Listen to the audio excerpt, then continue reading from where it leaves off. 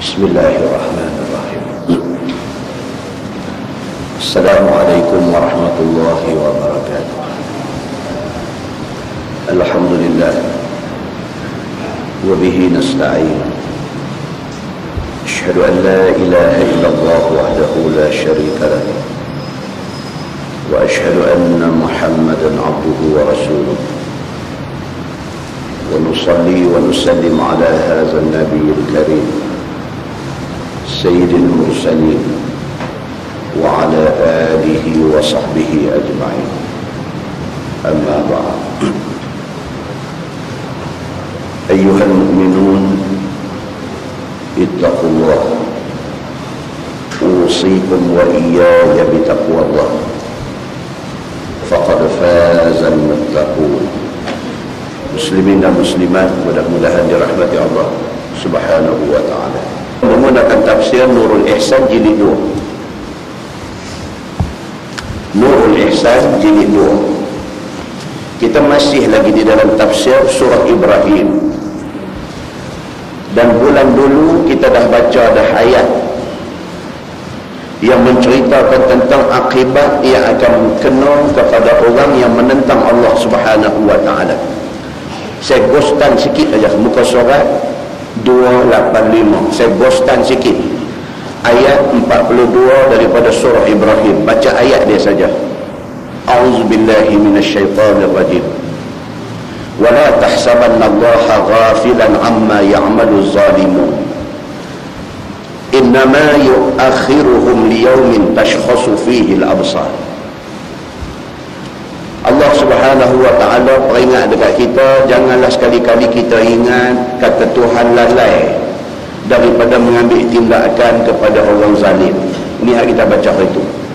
Jangan kita ingat dalam hati kita kata Tuhan ni lalai daripada bertindak ke atas orang jahat. Bila kita tengok orang jahat ni, dia boleh beraja di mata, bersultan di hati, dia boleh buat apa dia suka.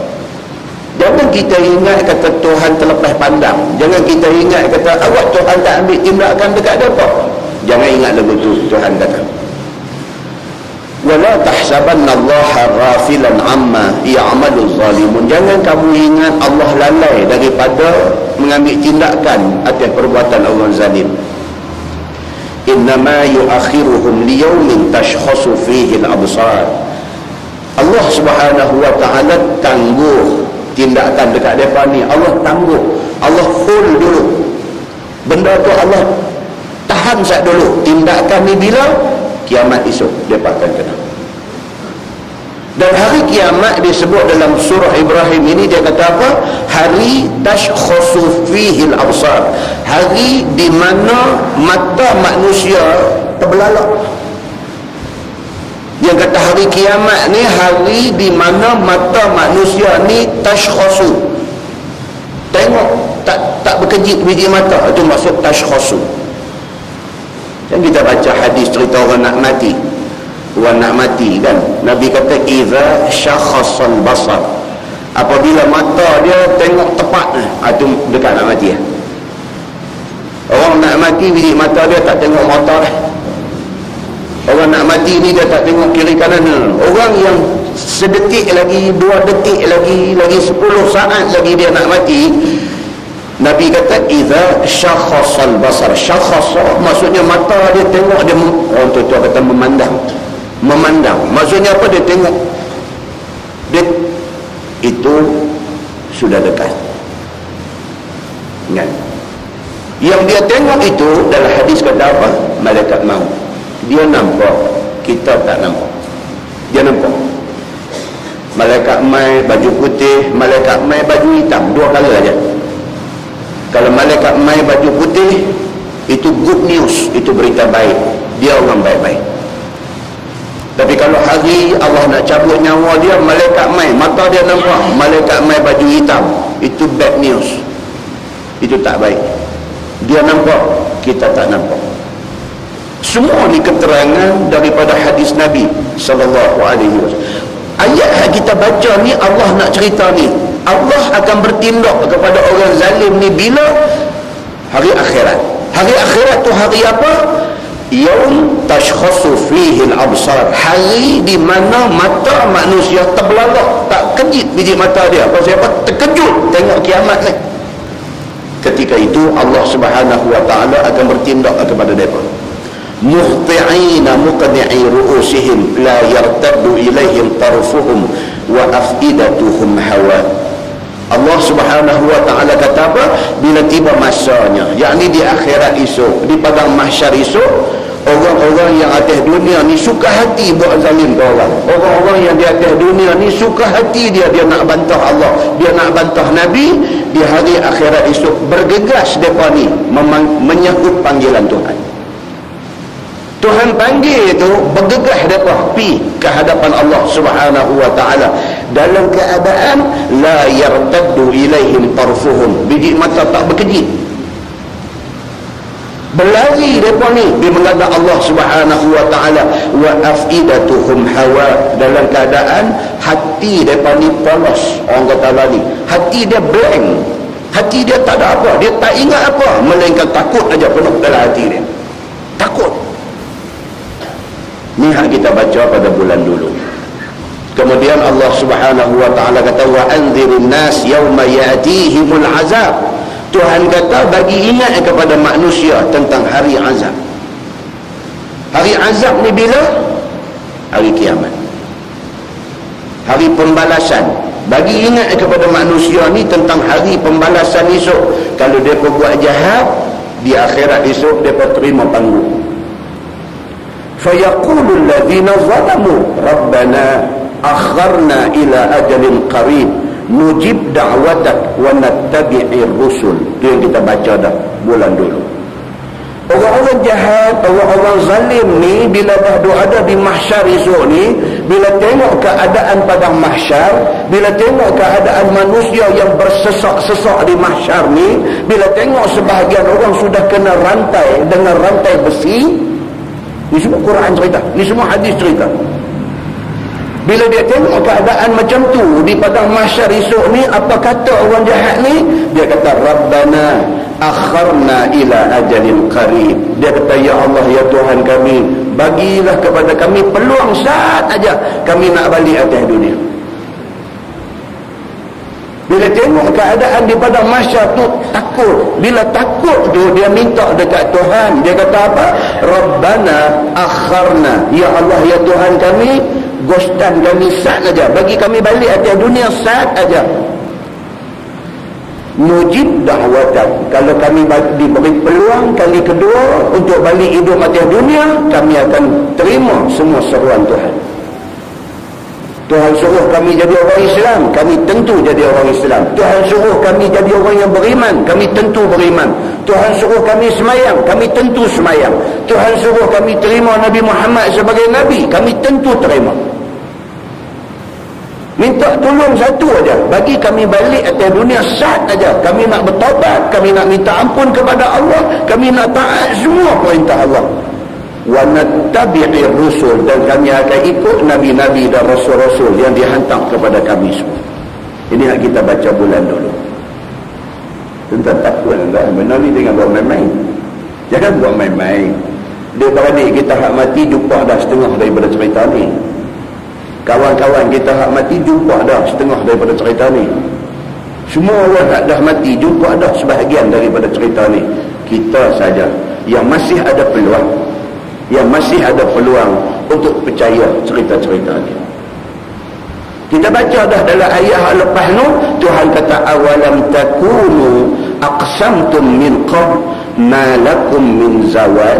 Tuhan ungkit balik. Tuhan kata bukankah dulu hampa di atas dunia dulu hampa tak percaya tentang cerita ni?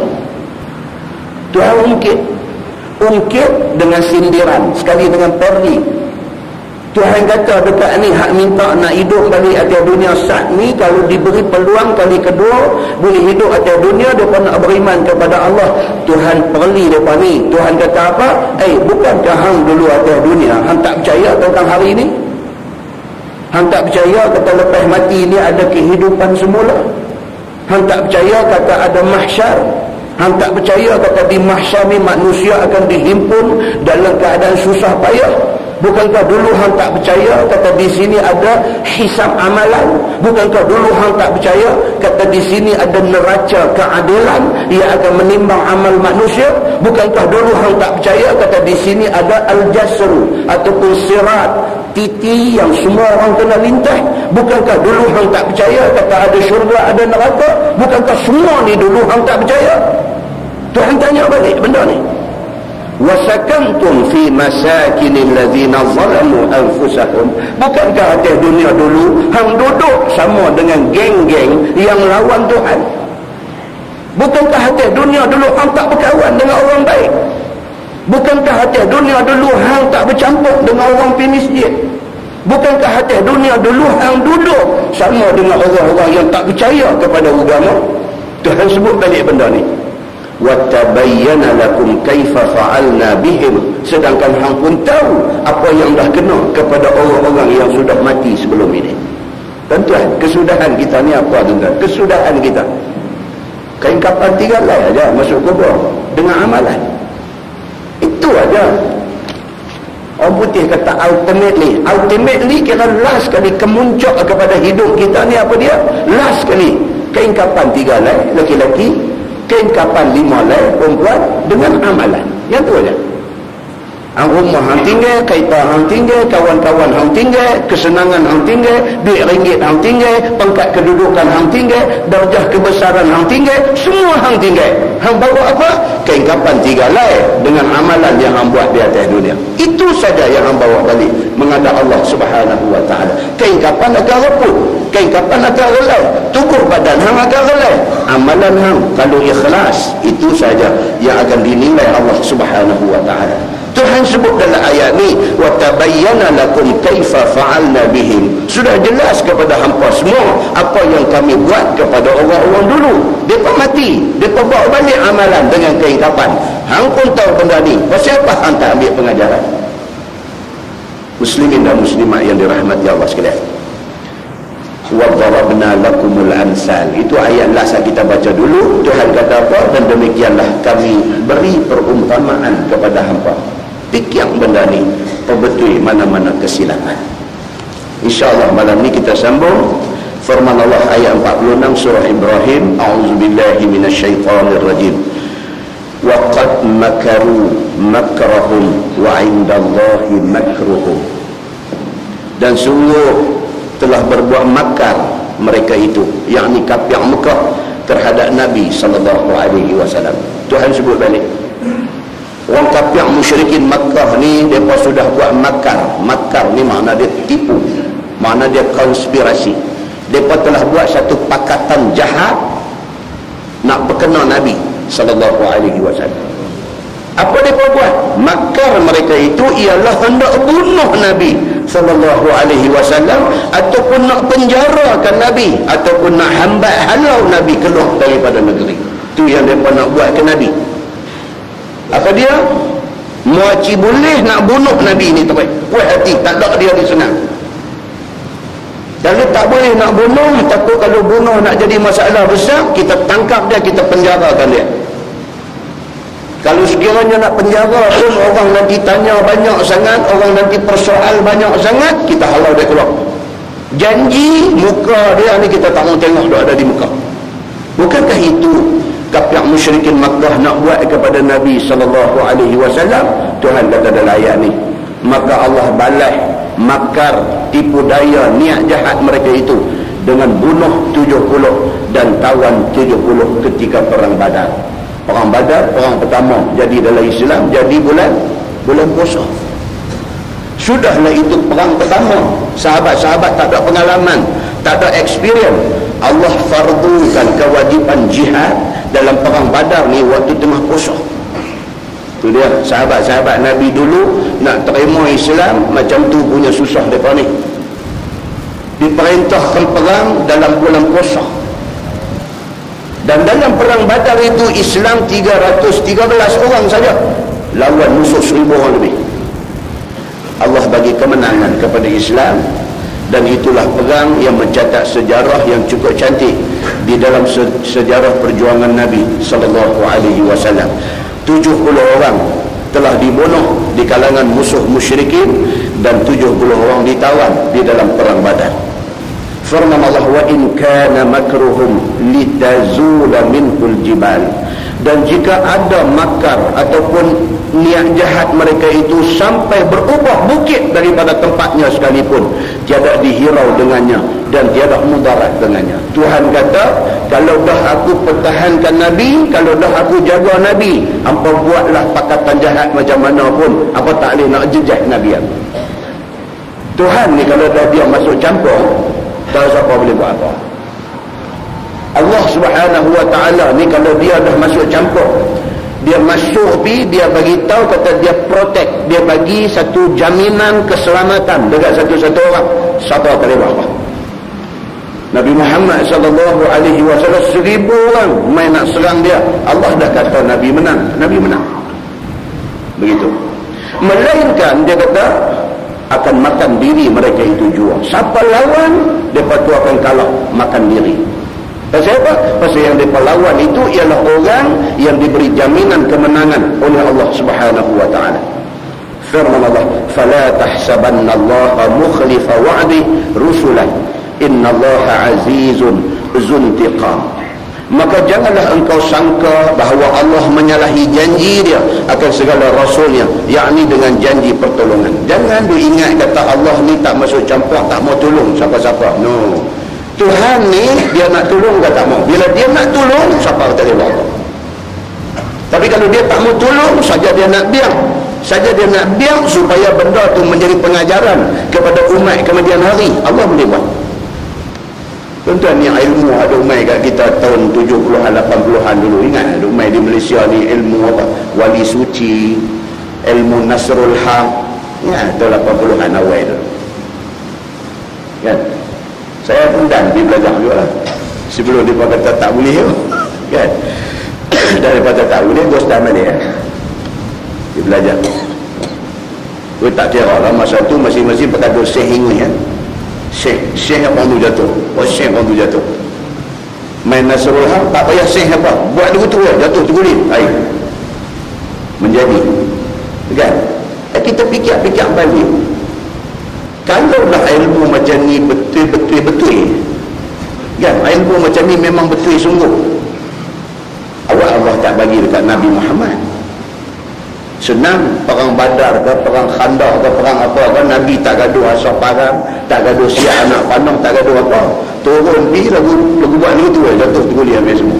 Allah tak bagi pun Nabi Muhammad makhluk yang terbaik di atas muka bumi pun Nabi tak bagi. Kita hak berlemah dosa ni pula Tuhan bagi. Pening juga kalau fikir macam tu. Dah. Kita ni istimewa tang mana? Pergi belajar 10 hari je, tamat latihan. Boleh fitrai dah kot lorong-lorong belakang kampung. Ajak orang bergaduh, orang bergaduh, tolak. Kita tak jatuh, dia kena tiba masuk hospital. Jadi tahun 80-an dulu jadi masuk hospital yang pasal apa? Dia fitrai gangster mana ke, dia pagodam dia masuk hospital 25 kan, meretek. Dia juga kata meretek. Benda tu kalau sungguh bagus betul, Allah akan bagi ke nabi-nabi dia dulu daripada bagi ke kita ni. Sedangkan nabi-nabi dulu ni hak kita tu baca ni, dia kena masuk dalam medan perang, dia kena berdarah, dia kena luka, dia kena patah gigi, dia macam-macam kena kepada nabi, kepada sahabat-sahabat nabi lebih teruk lagi. Kerana bahawasanya Allah Ta'ala Tuhan yang sangat kemenangan, lagi ampunnya seksa daripada orang yang derhaka dia. Tuhan boleh buat kepada siapa dia nak buat. Baik, kemudian firman Allah Subhanahu wa Ta'ala, yauma tubaddilul ardu ghairal ard, hari yang ditukar bumi ini kepada bumi lain. Ini yang kata mahsyar ni. Mahsyar ni ialah mahsyar daripada perkataan hasyr, ha shin ra. Hasyr makna dia himpun ataupun kumpul. Mahsyar maksudnya tempat berhimpun ataupun tempat berkumpul.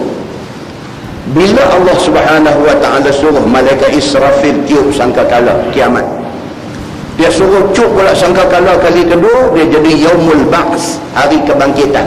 Semua bila dah bangkit daripada kubur nak berhimpun. Di mana tempat berhimpun?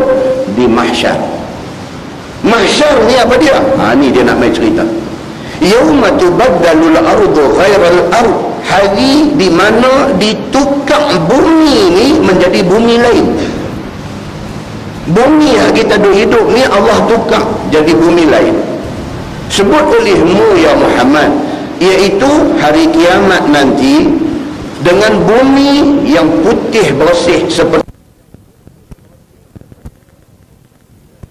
perak, tidak tumpah darah padanya, tidak ada maksiat padanya, seperti yang disebut di dalam hadis sahihain. Dia kata mahsyar ini bumi yang tak ada bukit bukau, yang tak ada pokok-pokok, yang tak ada apa, dia satu kawasan putih terang benderang. Lagu tu aja. Mahsyar, tempat kita nak berhimpun esok ni, adalah satu bumi yang Allah Subhanahu wa ta'ala jadikan dia ni satu bumi yang kosong, semata-mata lapang. Tak ada bukit, tak ada pokok, tak ada apa, kosong semata-mata untuk kita berhimpun saja. Seperti mana dalam hadis as-sahihain, hadis Bukhari dan Muslim, dia kata ini satu pula, iaitu perbahasan panjang tentang yang dimaksudkan dengan tubaddilul ard, tukar bumi itu apa dia. Satu pendapat dia kata tukar bumi, maksudnya tukar terus ada lah ni, tak ada, buang main satu tempat baru, tempat itulah mahsyar, itu maksud tukar dia kata. Dan pendapat kedua mengatakan tukar sifat sedangkan kekal zatnya. Ini perbincangan di kalangan ulama usul. Mahsyar tu adakah bumi nak kita duduk lah ke lain terus? Perbincangan. Sebahagian ulama kata bumi ni juga, cuma Tuhan buang semua. Dia buang semua, dia buang bukit, dia buang pokok-pokok, dia buang laut, dia buang sungai, dia buang semua, dia jadi satu dataran kosong. Kita akan duduk di sini soalnya. Satu pendapat. Satu pendapat kata apa? Tak ada, semua tak ada, dia buat main satu tempat baru terus. Itu pendapat yang kedua, iaitu dibuang bukit, kayu, rumah-rumah diratakan dia, dan boleh lihat masyrik dan maghrib, orang timur boleh nampak orang barat. Allah buang semua. Jangan pula ada pula kontraktor dalam majlis ni dengar-dengar dia tak boleh masuk tender ni, nak buang tak ada peluang. Jangan tengok ni boleh masuk tender ni, nak rata bukit ni, nak buang pokok-pokok ni, nak boleh masuk tender ni, boleh buat duit, tak ada lah. Masa tu tak siapa boleh buat duit, masa tu semua orang duk fikir nasib masing-masing saja. Ni baik, firman Allah was-samawat, dan segala langit, ditukarkan langit itu, sama ada satu kata tukar zat, satu kata tukar sifat, tiada zat, sama juga. Langit ni ada kata dia buang segala bulan, bintang, matahari semua tak ada, jadi satu langit baru. Satu pendapat kata terus tempat lain, bukan langit ada nampak Allah ni, dia kata. Ditanya Nabi SAW, di mana manusia pada ketika itu? Orang tanya Nabi SAW, manusia ni ada di mana pada masa itu, di mahsyar ni? Yang kata mahsyar ni, manusia pada masa itu patutnya berhimpun di mana? Sabda Nabi SAW, di atas titik sirat al-mustaqim. Nabi kata apa? Tunggu di sirat. Nabi kata. Sahabat tanya Nabi, ya Rasulullah, keadaan kelang kabut tu, kami ni masa tu nak duduk di mana?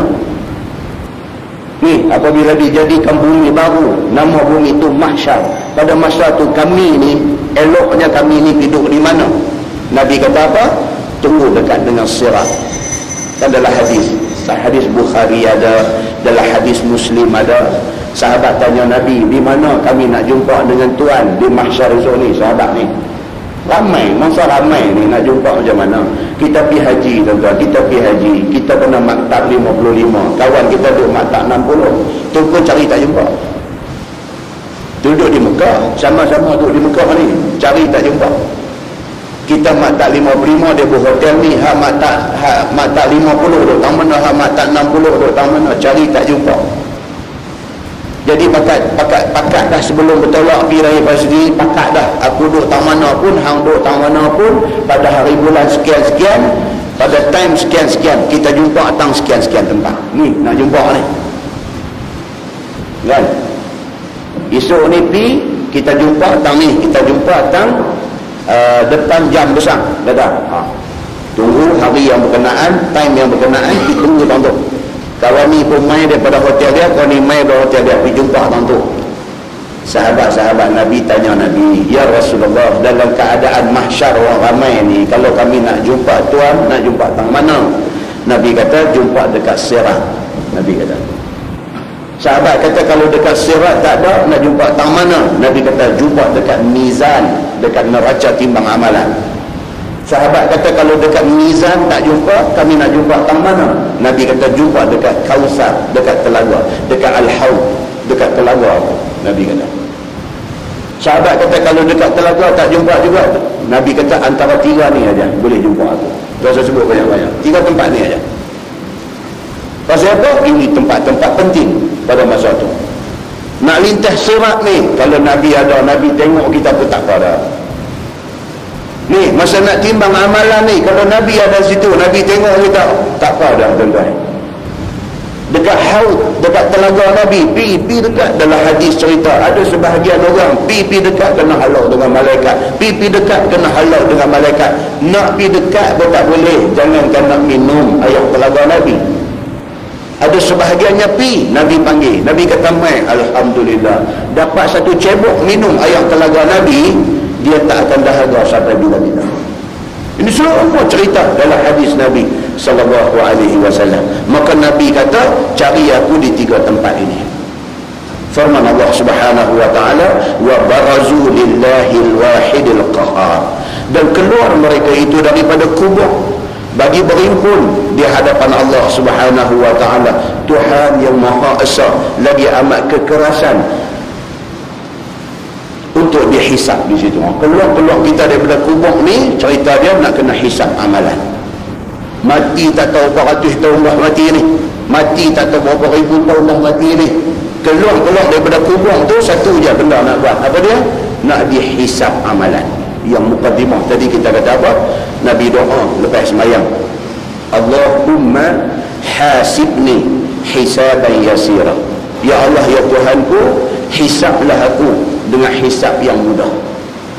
Benda-benda macam ni sambil mengaji, sambil dengar hafal terus. Benda tak susah ni. Kan? Di antaranya apa? Bila kita hadiri pengkebumian, orang tanam jenazah kan, kita duduk di kubur tu, bila mayat masuk, Nabi kata apa? Nabi kata, wa billah wa fi sabilillah wa ala millati rasulillah. Benar je. Tiga je. Nabi SAW bila dia duduk di kubur, bila mayat nak masuk dalam kubur tu, Nabi kata begitu je, bismillah. Ada satu hadis kata bismillah wa fi sabilillah wa ala millati rasulillah. Simple ni apa itu? Bismillah dan memang ada apa dah. Wa fi sabilillah, fi sabilillah ni kita dah sebut selalu dah. Satu je nak kena apa dia? Wa ala millati rasulillah. Nabi SAW duduk di kubur, bila mayat masuk, mulut dia sebut yang tu ya, bismillah, dengan nama Allah dia dimasuk. Wa fi sabilillah, dan pada jalan Allah. Wa ala millati rasulillah, dan di atas agama Rasulillah. Itu je kita cakap. Hal lain tak mahu bersembang, duk kuyuh benda, duk omong-omong, tak mau buat macam tu. Pasal apa? Ini last untuk ke bumi dia ni, ikut macam Nabi suruh. Tentu je. Habis selesai semua apa ke? Satu doa, minta keselamatan dia. Itu je.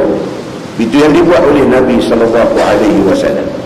Nabi lepas semayang, Nabi minta kepada Allah, Allahumma hasibni hisaban yasira. Ya Allah, ya Tuhanku, hisaplah aku ni dengan hisap yang mudah. Pasal apa? Ni, pasal kita duk baca cerita hisap ni, cerita yang sangat menakutkan. Cerita mahsyar ni cerita yang sangat menakutkan. Yang hadis tadi kata apa? Hari takut besar. Ni cerita ni. Firman Allah, wa taral mujrimina yawma idzin muqarranina fil asfar. Tu dia tuan-tuan. Ni keadaan di mahsyar ni. Apa dia?